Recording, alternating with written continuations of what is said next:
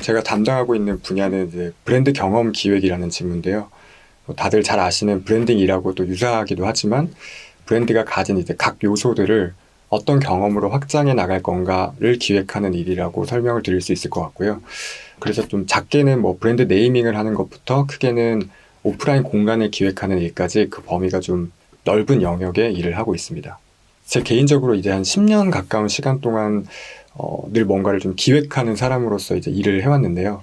그 과정에서 항상 제가 많이 기대왔던 부분이 바로 책인 것 같더라고요. 그래서 제가 뭐 기획자로서 또 뭐 책을 좋아하는 사람으로서 그런 느낀 이야기들을 하나둘씩 온라인 공간에 좀 소개를 하기 시작했었는데, 비슷한 일을 하시는 분들께서 되게 공감을 많이 해주시더라고요. 그래서 그 이야기를 한데 모아서 기획하는 사람으로서 어떻게 책을 대하면 좋을까를 주제로 이번 책을 쓰게 됐습니다. 제가 이 책 쓴다고 했을 때 주변에서 친한 분들이 그런 말씀 많이 하셨거든요. 아, 이거 안 팔릴 것 같다.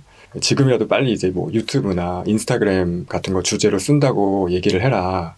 뭐 그냥도 책을 잘 안 읽는데 책에서 또 책 얘기하면 누가 읽냐, 뭐 이런 말씀들 하셨는데, 물론 저도 일부분 되게 공감을 하는 부분이고 저 역시도 뭐 다양한 영역에 관심을 두고 사는 편이라서 늘 책만 고집하는 건 또 아닌데요. 신기하게도 이제 항상 돌고 돌아서 제가 다시 기대게 되는 부분이 책인 것 같더라고요. 그래서 저는 기획하는 사람들은 항상 각자의 인풋과 이제 아웃풋의 밸런스가 좋아야 된다고 생각을 하는데, 나한테 뭔가 들어오는 인풋 없이 매일 뭔가를 만들어낼 수 있는 건 아니잖아요. 그럴 때 누가 저한테 그럼 너한테는 인풋 1호가 뭐야? 라고 물으면 저는 늘 책이라고 얘기를 해왔던 것 같아요. 기획력이라는 것도 사실 힘이고, 힘은 다 어딘가에 원천들이 있잖아요. 그래서 제 기획력의 원천은 바로 이제 책이 아닐까라는 생각에서 이 책을 선택하게 된 것 같습니다.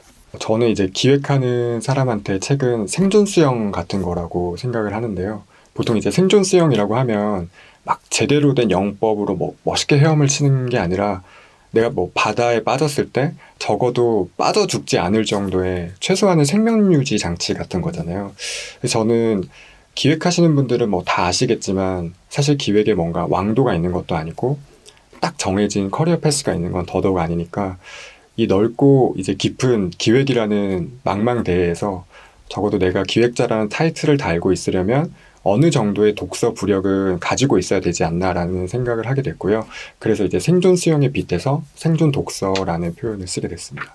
저는 사실 막 1년에 책을 막 300권씩 읽는다는 뭐 다독가는 전혀 아니고요.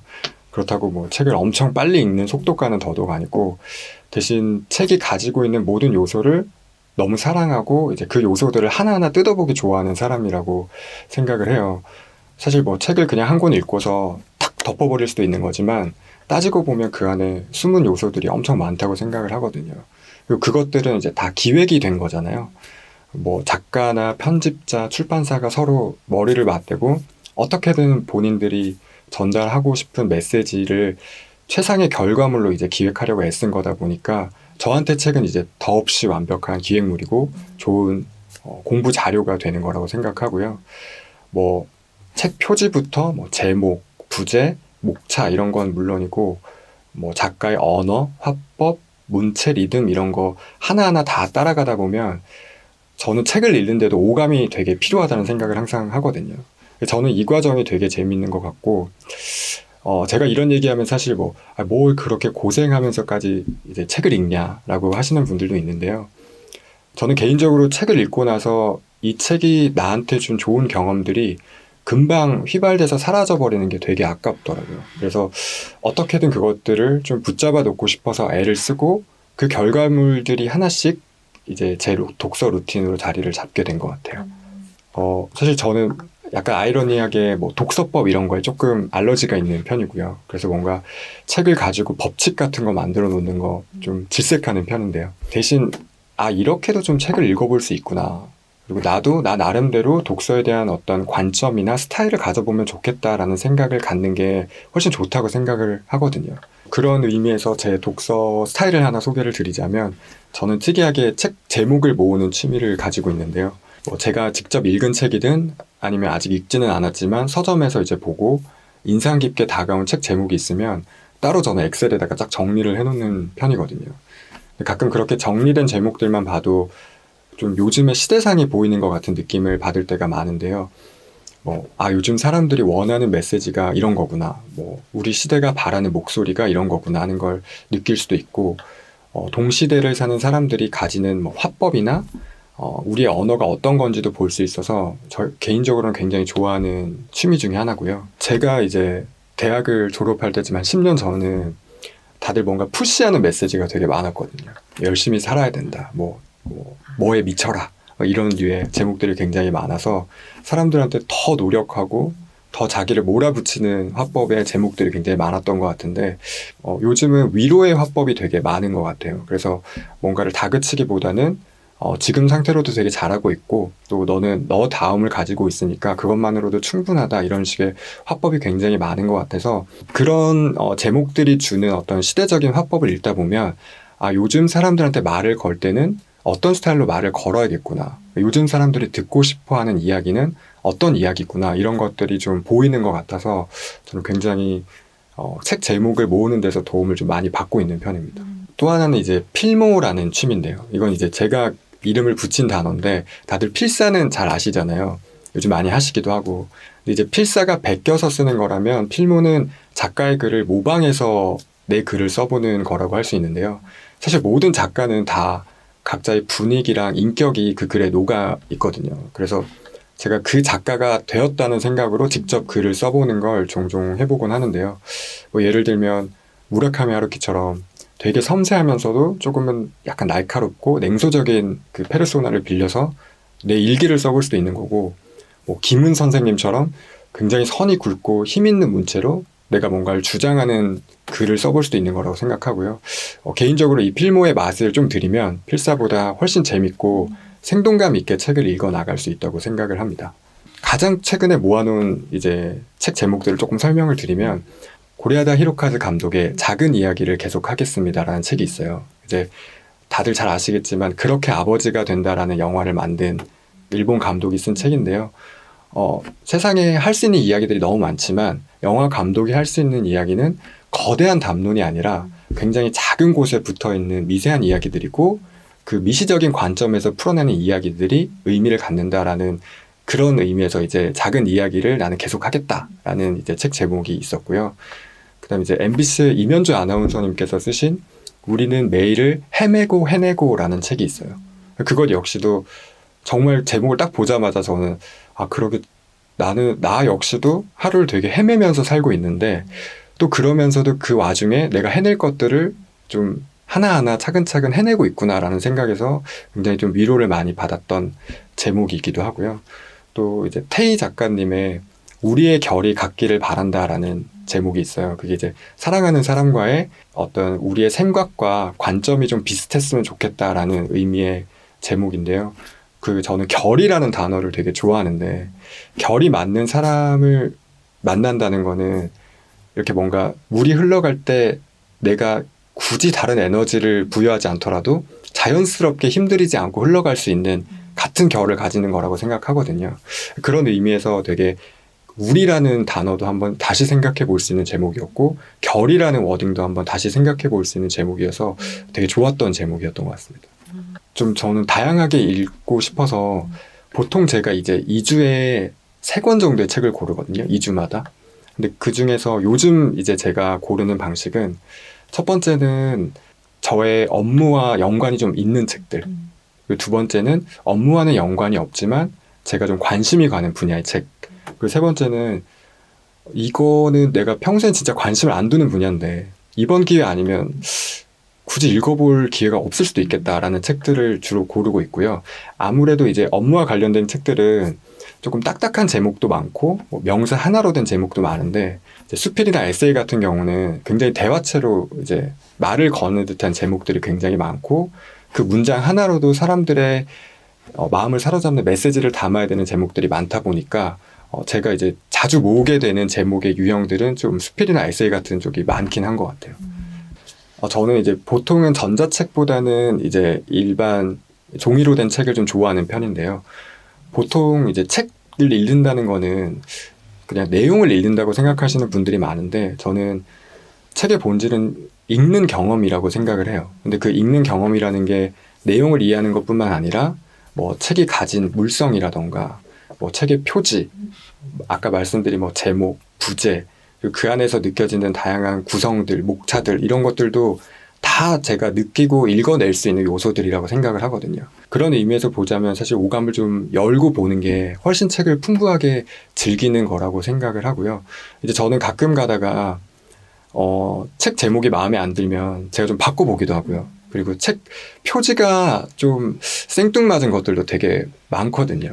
그러니까 표지를 딱 봤을 때 주는 느낌이 있는데 책을 다 읽고 나서 보면 대체 왜 이런 식으로 표지를 만들었을까라는 이제 생각이 드는 표지도 있어서 그런 것들은 제가 이제 한 번씩 요즘은 워낙 무료 스톡 이미지들도 많으니까 좋은 이미지를 찾아서 다시 한번 얹어보기도 하고 그러면서 이제 저 나름대로 책을 이제 읽은 리스트들을 정리를 해놓을 때 그런 식으로 저만의 약간 리커버 에디션을 만들어 놓기도 하고요. 그 책 하나를 갖고도 여러 가지 뭔가 기획 놀이를 해볼 수 있는 게 저한테는 좀 오감을 열고 책을 읽는 방법이 아닐까 생각을 합니다.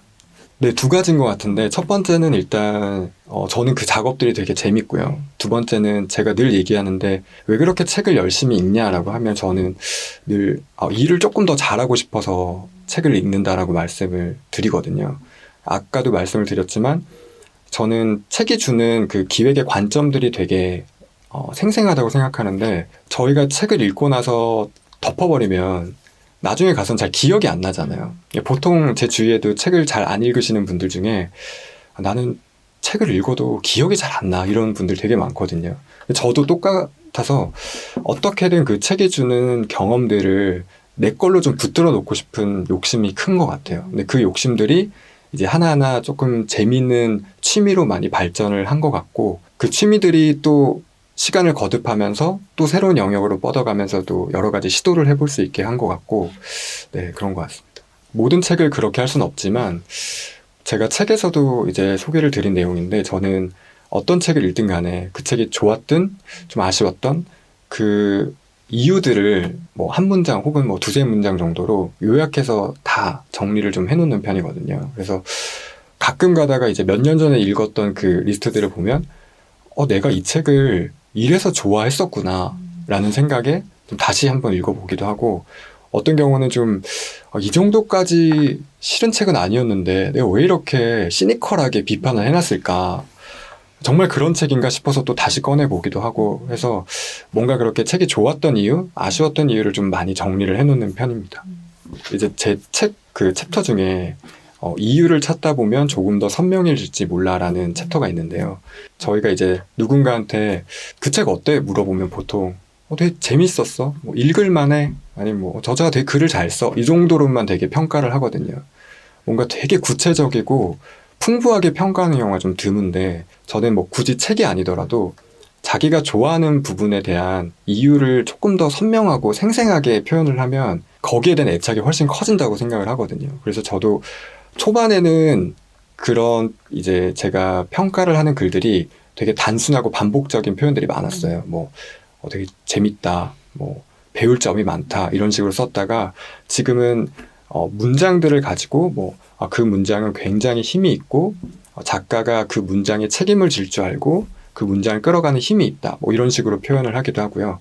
이제 아쉬웠을 때는 처음은 굉장히 휘황찬란했는데 마지막에 주는 메시지가 너무 힘이 없다라던가 아니면 메시지는 너무 훌륭한데 풀어가는 방식이 조금 아마추어 같기도 하다라는 형식으로 되게 이 책에서 받은 경험들을 생생하게 표현하고 선명하게 그 이유를 찾으려는 노력을 계속 해내는 것 같아요. 작가들은 작가들의 언어가 있잖아요. 그래서 가끔은 제가 좋아하는 작가들을 좀 몰아서 읽다 보면 거기서 많이 반복되는 단어나 그런 화법들을 저도 어느 순간 일상에서 따라 쓰게 되는 경우가 되게 많더라고요.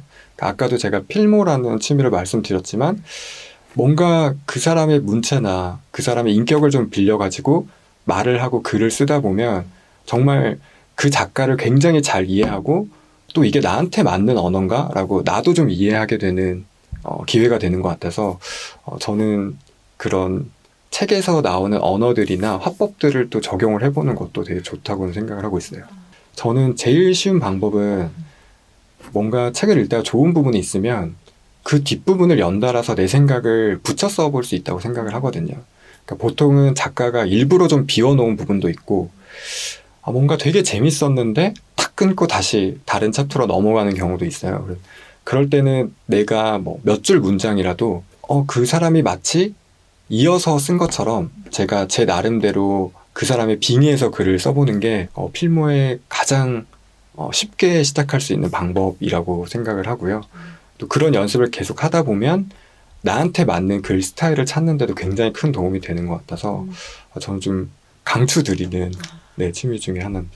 특히 이제 독서 모임 때 책을 정하고 각자 읽은 걸 좀 요약해서 발표하기도 하고 서평을 쓰거나 서로 소감을 나누거나 보통 이런 과정으로 좀 흘러가잖아요. 근데 그 과정이 나쁘다는 것보다는 그 프로세스 중에서 하나하나 이런 재밌는 요소를 좀 넣어볼 수 있다고 생각해요. 그러니까 오늘의 서평은 내가 그냥 저 작가의 글을 읽고 감상을 쓰는 게 아니라 저 작가가 만약에 우리 독서 모임에 어떤 메시지를 보낸다면 어떤 식의 느낌으로 보낼까. 뭐 아까 말씀드린 것 김훈 선생님이 갑자기 달달한 메시지를 쓰시진 않을 것 같고 그렇다고 박완서 선생님이 엄청 무서운 글을 쓰시진 않을 것 같고 이런 것처럼 그분이라면 우리한테 어떤 이야기를 해줄 거고 혹은 그분이라면 이런 똑같은 글을 어떻게 표현해 내셨을까라고 접근을 해본다면 그런 것들도 독서 모임할 때 되게 재밌는 요소 중에 하나가 된다고 생각하고요. 저는 또 독서 모임할 때 되게 아이스 브레이킹 삼아 하기 좋은 거는 아까 말씀드렸던 내가 최근에 되게 인상 깊었던 책 제목 그러니까 그걸 읽었든 읽지 않았든 인상 깊었던 제목들을 서로 공유하면서 나는 이 제목이 왜 좋았고 제목만 듣고도 뭔가 위로를 받게 됐고 혹은 이런 제목들은 이제 좀 식상해서 지양됐으면 좋겠고 이런 것들을 좀 골라서 각자 좀 이야기를 하면서 편하게 다가갈 수도 있다고 생각해서 그런 재밌는 시도들을 하나하나씩 이제 꽂아 넣어보는 것도 독서 모임을 운영하는데 좀 재밌는 방법이 되지 않을까 생각을 하고 있습니다. 번역서 같은 경우에는 번역가의 화법을 많이 따라갈 수밖에 없고 또 이제 저희가 뭐 모든 언어에 정통한 게 아니니까 뭐 원서를 읽는데도 되게 한계가 있는데 그 작가의 그 책을 몇 권 읽다 보면 그 작가가 자주 쓰는 단어라든지 접근법 같은 게 좀 보이거든요. 그러니까 저 같은 경우는 이제 외서 중에는 말콤 글래드웰 작가 책을 되게 좋아하는데 그 말콤 글래드웰의 화법은 그런 거예요. 항상 내가 이 주장을 하면 너는 이렇게 생각하겠지. 근데 내가 이런 자료를 들어서 설명해 주면 아마 반박을 못할 걸 이걸 굉장히 우아하게 표현을 하는 것 같아요. 그리고 사람이 기분 나쁘지 않게 자기 생각을 잘 관철시키는 것 같고 그런 것들은 사실 일상에도 적용을 해볼 수 있는 것 같거든요. 내가 누군가에게 뭐 근거나 데이터를 가지고 있다고 해서 막 들이밀 게 아니라 저 사람이 어떻게 생각할지를 먼저 좀 예측을 해보고 내가 그거에 근거해서 이 자료들과 데이터를 어떻게 기분 나쁘지 않게 보여줄 수 있는가라는 것도 하나의 화법이거든요. 그래서 꼭 뭔가 번역 투, 어투 이런 것만 신경 쓰는 것보다는 이 사람이 이야기를 풀어가는 전체적인 관점을 좀 따라가다 보면 번역서 같은 것들도 한계는 있겠지만 일정 부분 굉장히 이제 읽어낼 수 있는 이야기들이 되게 많다고 생각을 해요. 저도 책을 쓸 때 되게 많이 고민을 한 것 중에 하나가 내가 조금이라도 더 관심 있고 뭔가 조금이라도 더 안다고 가르치려 드는 화법을 안 썼으면 좋겠다. 어떻게 하면 안 쓸 수 있지? 라고 생각을 좀 많이 했는데 저는 기본적으로 제가 많이 추천드리는 방법은 존대어로 글을 써보는 거를 좀 많이 추천드려요. 그러니까 보통 글을 쓴다고 하면 이제 평어차로 글을 많이 쓰시잖아요. 근데 그러다 보면 사람이 되게 나도 모르게 시니컬해질 때가 있거든요. 근데 존대어로 쓰다 보면 정말 말하듯이 글을 좀 쓸 수 있어요. 그래서 다른 사람에게 직접 말을 건다는 생각으로 글을 써서 내려가다 보면 제가 강하게 주장할 수 있는 부분도 조금은 그 사람을 배려하게 되는 화법으로 바뀌는 것 같고 혹은 이제 이거는 내가 굉장히 확신하는 뭔가의 워딩도 이게 정말 저 사람한테 가서 와닿을까? 내가 확신한다고 해서 이런 생각을 한 번 더 해보는 것 같고 그래서 뭔가 평화체보다 존대어로 글을 써보기 시작하면 저는 그 기분 나쁘지 않게 말을 거는 방법을 하는데 좋은 연습이 될 수 있다고 생각해요. 저는 약간 이제 사회 초년생 때는 조금 그 소위 말하는 이제 정말 말도 안 되는 그런 약간 완벽주의 같은 게 좀 있었어요. 강박증처럼 초안을 써도 되게 칼같이 잘 써야 될 것 같고 실수하면 안 될 것 같고 이런 게 있었는데 제가 뭔가 공들여서 초안을 만들다 보니까 누군가 이걸 비판하면 이거 지기 싫은 거예요. 되게 아깝고 내가 어떻게 만든 건데. 그래서 어떻게 보면 그냥 시쳇말로 우기기 시작하는 것 같더라고요. 내가 내 아이디어를 지키고 싶어서.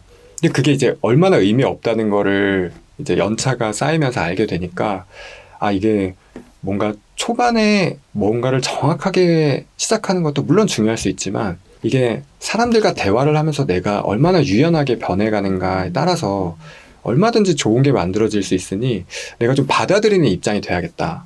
내 걸 주장하기에 앞서서라는 생각을 많이 하게 됐고, 그제서야 이제 주변에서 말하는 것보다 듣는 게 중요하다라는 그 애티튜드를 실감을 하게 된 것 같아요. 그래서 그때부터는 정말 다른 사람들이 이야기하는 걸 좀 놓치지 않으려고 하는 거, 그리고 예를 들어서 이제 어떤 분이 저한테 친절하게 말을 걸어오면 저도 당연히 친절하게 뭐 더 배려심 있게 다가가는 거고, 또 일을 하다 보면 굉장히 센 워딩들을 쓰시는 분들이 있잖아요.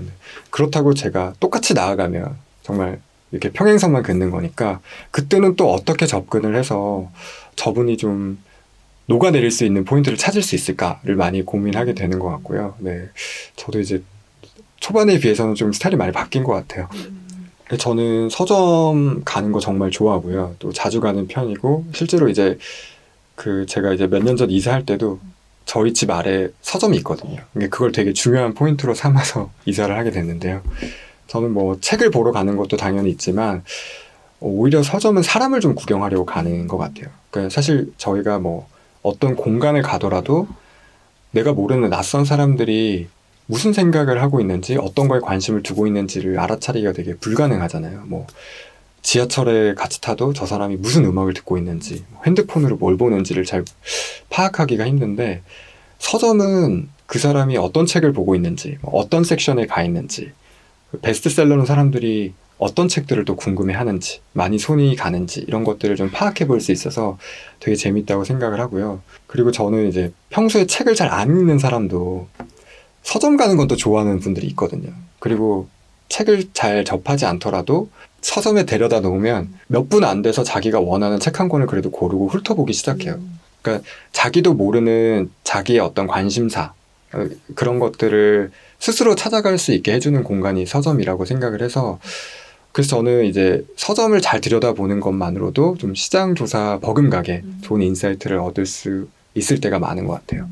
이제 보통 저희가 다른 사람들을 볼 때 어쩔 수 없이 외형을 많이 보게 되잖아요. 뭐 저분 되게 자유로운 영혼일 것 같아. 뭐 저분 되게 고지식할 것 같아. 이런 경우가 많은데, 서점은 그 고정관념을 깨는 케이스가 되게 많은 것 같아요.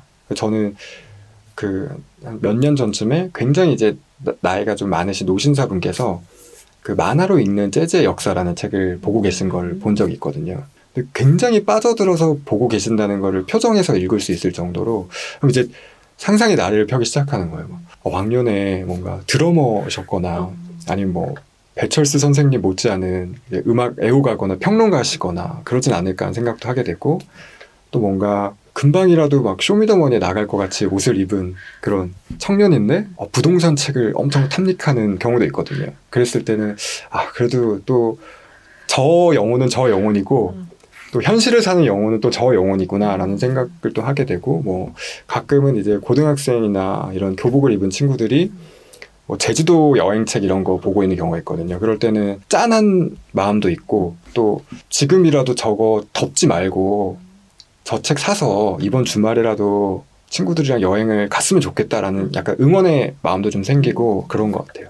저는 최근은 이제 성수동에는 인덱스숍이라는 그 서점이 있는데요. 기본적으로 되게 공간 구성 자체도 재밌고, 또 요즘은 어떤 공간이든 좀 사람들이 디자인적으로 잘 되어 있는 공간들을 좋아하잖아요. 그러니까 거기를 가면 책 자체도 너무 예쁠 수 있구나, 책을 좀 읽고 싶다라는 느낌을 들게 만드는 공간이라고 생각을 하고요. 또 이제 김소영 대표님이 운영하시는 책발전소 같은 경우에도 저는 늘 그 책발전소의 그 입구에 딱 들어가면 이렇게 두루마리로 저희 서점의 이번 주 베스트 10입니다라는 그 서적을 이렇게 써놨어요.